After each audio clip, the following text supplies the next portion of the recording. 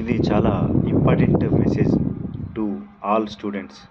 ఎవరైనా సరే విద్యార్థి దశలో స్కూల్లో చదువుకుంటున్న వారు అందరూ చెప్పరు ఇలాంటివి.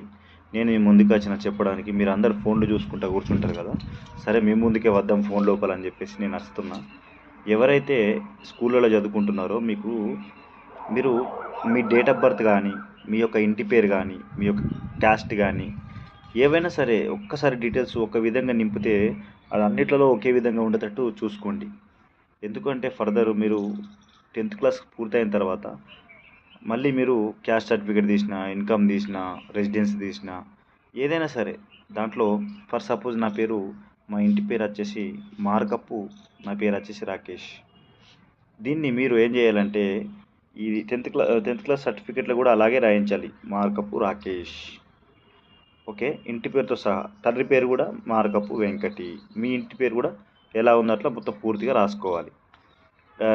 రెసిడెన్స్లో కూడా, క్యాస్ట్లో కూడా ఏదైనా సరే ఎమ్మని పెట్టి షార్ట్కట్లో రాకేష్ అని అలా రాయకూడదు. దేంట్లో అయినా సరే ఏ సర్టిఫికేట్ అయినా సరే ఒకే విధంగా మెయింటైన్ చేసుకోవాలి, ఆధార్ కార్డుతో సహా. ఆధార్ కార్డులో కూడా డేట్ ఆఫ్ బర్త్ కానీ మీ ఇంటి పేరు కానీ పూర్తిగా ఉండాలి. అలా ఉండడం వల్ల ఏంటంటే మీకు ఏ ఉద్యోగానికి ట్రై చేసినా కూడా ఎక్కడ కూడా మీకు ఎలాంటి ఇబ్బంది రాదు. రేపు పొద్దున్న పాస్పోర్ట్లకు చేసుకున్నా, రేపు పొద్దుగల మన ఓటర్ ఐడికి చేసిన, ఏదినికైనా సరే ఒక పూర్తి పేరు, పూర్తి డేటు అన్నిట్లో ఒకే విధంగా. మీ ఫాదర్ పేరైనా సరే, మీ మదర్ పేరైనా సరే ఇనిషియల్ నార్మల్గా ఇచ్చి పేరు అని కాకుండా పూర్తి పేరు. అలా చేయడం వల్ల మీకు ఏ ఉద్యోగానికి వెళ్ళినా ఎక్కడ వెరిఫికేషన్ జరిగినా కూడా ఎలాంటి ప్రాబ్లం ఉండదు.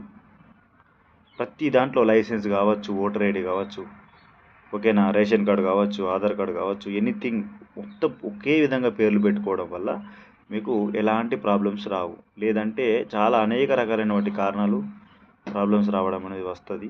అప్పుడు మళ్ళీ మీరు ఆఫీసుల చుట్టూ తిరిగి ప్రాబ్లం అవుతుంది. అందుకోసమే మీకు చెప్తున్నా. ఇప్పుడు కొత్తగా నోటిఫికేషన్ రిలీజ్ అయింది అగ్నివీర్.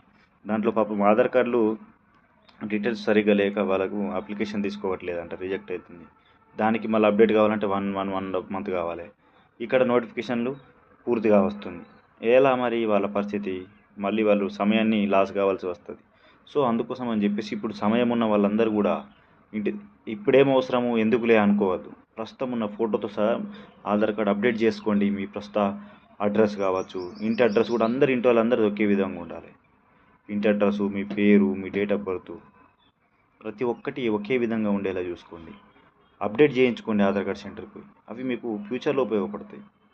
తప్పకుండా మీరు ఈ పని చేస్తారని చెప్పి ఆశిస్తున్నాను. Thank you for watching my channel.